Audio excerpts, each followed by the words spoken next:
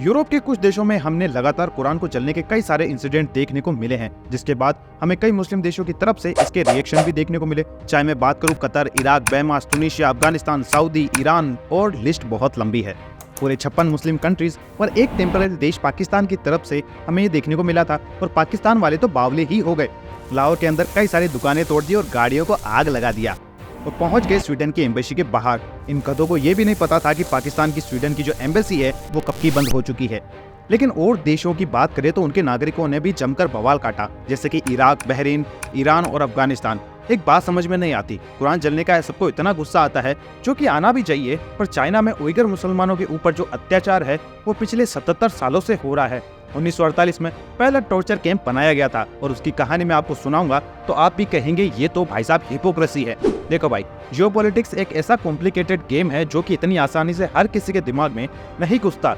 इस गेम में आपको पता होना चाहिए कि यहाँ धर्म नहीं चलता, ह्यूमन राइट्स नहीं होते, कोई दोस्त नहीं होता, कोई दुश्मन नहीं होता, कोई एलाई नहीं होता। लेकिन एक चीज होती है, सेल्फ इंटरेस्ट। ये वो रिलेशनशिप है जहाँ पर दो देश एक दूसरे को रिसोर्सेज देते हैं और बदले में अपना काम निकलवाते हैं। आज बात करेंगे इन सारे इश्यूज के बारे में, क्योंकि लगातार यूरोप के अंदर कुरान जलाने के इतने सारे इंसिडेंट सामने आ रहे हैं। और कुरान ही नहीं बल्कि गीता, तोहरीन जो कि यहूदियों की होली बाइबल बुक है, हिब्रू बाइबल को भी लगातार जलाया जा रहा है। इन सब के पीछे के कारण क्या है और इन्हें कौन फंड कर रहा है? दूसरा, मुस्लिम हो या हिंदू या यहूदी, इनकी हालत है क्या यूरोप के अंदर? धर्म के नाम पर होने वाली हिंसा। तो शुरू करते हैं ग्रेटा थुनबर्ग की जय बोलकर, और आप देख रहे हैं जियोपॉलिटिक्स विद एनालिसिस। तो आखिर सब शुरू होता कहां से है? साल 9/11/2001 जब अमेरिका के ही पाले हुए आतंकवादियों ने ट्विन टावर के ऊपर हमला कर दिया और 3000 अमेरिकी नागरिक इसमें मारे जाते हैं। तब आम लोगों में मुस्लिमों के खिलाफ एक गलत धारणा बैठ जाती है कि ये लोग सेफ नहीं हैं, और ये डर बैठता नहीं है, बैठाया जाता है कई सारे राइट विंग नेताओं के द्वारा। और ये डर और मजबूत हो जाता है जब यूरोप की कई सारी कंट्रीज के ऊपर आतंकवादी हमले होने शुरू हो जाते हैं। ये आपको एक चीज याद रखने की जरूरत है कि ज्यादातर यूरोपियन देशों में जो सत्ता है वो लेफ्ट पार्टीज के हाथ में होती है और रहेगी, जिनका सीधा सा मतलब है कि आउटर साइड हमारे देश में, जिनका सीधा मतलब था कि आउटसाइडर हमारे देश के लिए ठीक नहीं है, फिर वो चाहे हिंदू हो, मुस्लिम हो, बुद्धिस्ट हो या कोई और भी कम्युनिटी या धर्म का। यहाँ के नेता अपने लोगों को खुश रखने के लिए रिफ्यूजी और इमिग्रेंट के खिलाफ में बोलते जाते हैं। साथ ही इन्हें अपने देशों में आने भी देते हैं, क्योंकि इन्हें अपने और काम भी तो करवाने होते हैं, जिसके लिए इन्हें चाहिए सस्ती लेबर, चाहे वो खेतों में काम करवाना हो, चाहे गटर नाली साफ करना हो, सड़कें साफ करना हो या फिर छोटा मोटा कोई भी काम। लेकिन जब आपके देश में बाहर से लोग आते हैं तो वो साथ में अपना धर्म और कल्चर भी लाते हैं, जो इन्हें कभी मंजूर ही नहीं था। यहाँ आपको जानने की जरूरत है कि यूरोप के देशों में ईसाई धर्म को मानने वाले लोग ज्यादा हैं। जब ये लोग दूसरे धर्मों की प्रैक्टिस को देखते हैं तो इन्हें परेशानी बहुत होती है, जिसे लीडर्स अपने फायदे के लिए यूज में लिया करते हैं। लेकिन क्या है ना कि अपने ही खोदे हुए खड्डे के अंदर आदमी खुद ही गिरता है। नहीं पता कैसे? आओ बताता हूँ। Democracy, human rights, equality, freedom of expression, freedom of speech, justice और भी दुनिया भर का कचरा। शुरू में तो इनको यूरोप ने अपने हथियारों के रूप में काम लिया था, चाहे वो इराक वॉर हो, ईरान वॉर हो, चाहे अफगानिस्तान, जापान, अफ्रीकी देश या फिर ताजा example Ukraine Russia war. European देश इन सारे नियमों को दूसरे देशों पर अप्लाई करते हैं, उनके जो रिसोर्सेज होते हैं उनको हथियाने में, मिलिट्री अटैक को जस्टिफाई करने में। लेकिन जब इन्हीं के देश में जो माइनॉरिटीज थी, जब उन्होंने अपने इक्वल राइट्स की बात कही तो इन्हें मानना ही पड़ा। वो क्या है ना, यूनाइटेड नेशन में बकवास भी करनी होती है और दूसरे देशों के ऊपर कीचड़ भी तो उछालना होता है। इनकी समस्या अब और बढ़ने वाली थी। लेकिन इससे पहले आपको एक चीज पता होना जरूरी है, यूरोपियन देशों की अभी की कंडीशन। सालवान मोमिक ये वो इंसान है जिसकी वजह से ये सारी मुसीबत खड़ी हो रही है। थोड़ा सा इसके बारे में जान लो ताकि इसका मकसद पता चल जाए। 37 साल का सालवान 2018 में स्वीडन आता है। इससे पहले ये इराक में रहता था। जैसा आपको पता है, इराक एक मुस्लिम कट्टर देश है। सालवान इराक में पॉपुलर मोबिलाइजेशन फोर्सेस के नाम से एक ग्रुप चलाता था, जहां ये फेसबुक, इंटरनेट के माध्यम से लोगों को इस्लाम धर्म छोड़ने के लिए बोलता था। प्रॉफिट मोहम्मद को लगातार उनकी बुराई करता था। समय के साथ इसके साथ में और भी कई सारे लोग जुड़ते जाते हैं। इसने ये अपना दुष्प्रचार और जोर से फैलाना शुरू कर दिया। ये अपना काम चुपचाप करता था, लेकिन 2017 में इसका एक साथी पकड़ा जाता है। लेकिन किसी तरीके से ये 2017 के अंत में स्वीडन पहुंच जाता है। लेकिन इसके कई सारे साथी पकड़े जाते हैं। लेकिन उसके साथियों का होता क्या है? उन सब लोगों को सबके सामने फांसी दे दी जाती है और कईयों की गर्दन तो रोड पर ही काट दी जाती है। सलमान ने अपना असर में ऐसा छोड़ा कि आज 55,000 से भी ज्यादा मस्जिद बंद हो चुकी है, क्योंकि वहाँ पर कोई आने वाला ही नहीं है। स्वीडन में सालवान को राइट विंग पार्टीज का सपोर्ट मिला।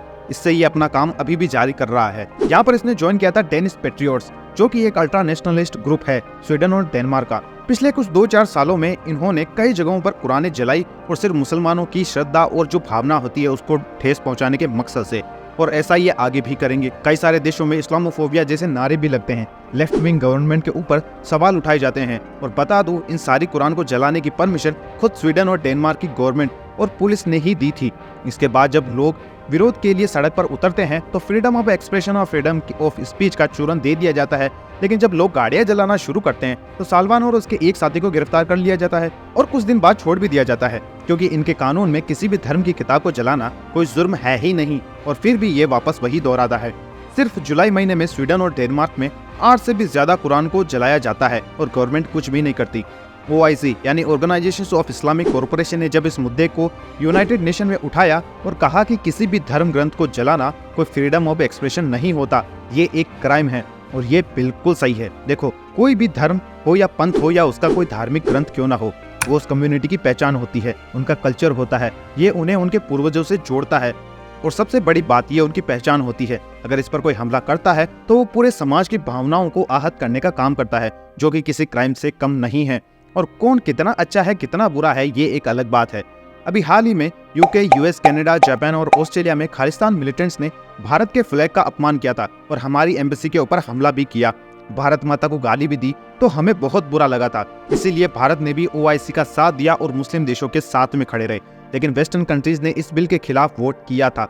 ये होती है हिपोक्रेसी, क्योंकि इन देशों में मुस्लिम्स और भी कम्युनिटीज के खिलाफ में फोबिया होता है, या आप इसे फियर मॉन्गर भी बोल सकते हैं। इनको लगता है कि अगर देश के अंदर मुस्लिमों की संख्या बढ़ गई तो वही होगा जो कि Somalia, Bahrain, Iraq, Syria, Lebanon, अफ्रीकी देशों के अंदर हो रहा है। लेकिन इनको ये भी पता है इन जो बाकी के देशों की जो यह हालत है, इसके पीछे यही कारण है। और इसके बारे में फिर कभी बात करेंगे।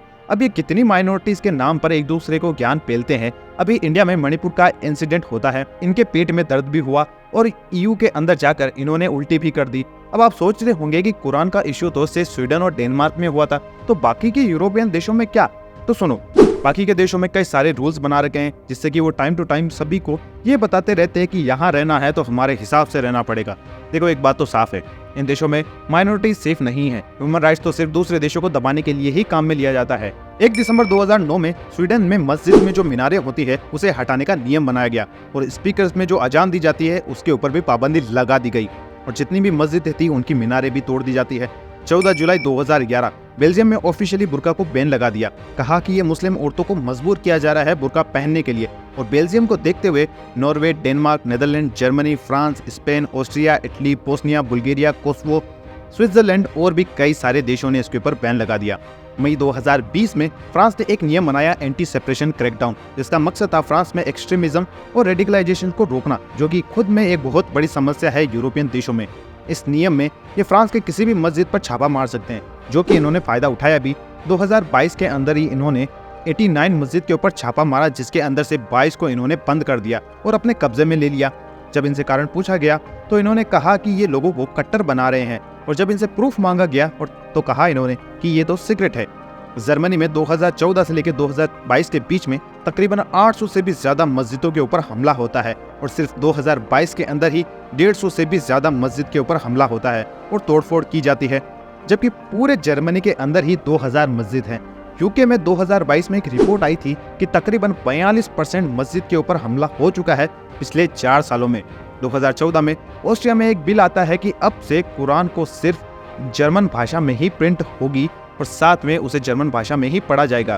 क्या बाकी के धर्मों की किताबें किसी और लैंग्वेज में प्रिंट नहीं होती है या उन्हें पढ़ा नहीं जाता है? अगर मैं सिर्फ बाइबल की ही बात करूं तो वो तकरीबन 3589 यानी 3589 भाषाओं के अंदर प्रिंट हो चुकी है और इतनी भाषाओं में से पढ़ा भी जाता है।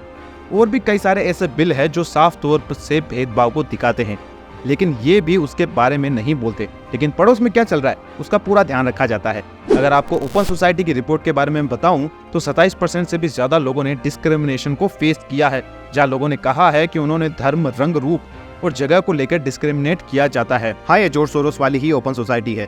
पुलिस की बात करें तो ये तो बदनामी है डिस्क्रिमिनेशन के नाम पर। ऐसे ढेरों केसेस है जो कि मैं आपको बता सकता हूँ। एक आंकड़ों के हिसाब से फ्रांस में तकरीबन 10% मुस्लिम पॉपुलेशन है और जेल में तकरीबन 60%, जो जेल की पूरी आबादी होती है उसके 60% मुस्लिम है। और यही हाल बाकी के देशों का भी है। और रही बात कुरान जलाने की, तो देखो ऐसे लोग हर जगह पर होते हैं। डिस्क्रिमिनेशन तो हिंदू और सिख लोगों के साथ में भी होते हैं। और दूसरे देशों में और दूसरी कम्युनिटीज के साथ में भी होते हैं। आपको क्या लगता है इस पूरे वीडियो के मामले में? कमेंट करके जरूर बताएं। मैं मिलता हूं आपसे अगले वीडियो में। तब तक आया मैं शशि थरूर को इंग्लिश की कोचिंग देकर।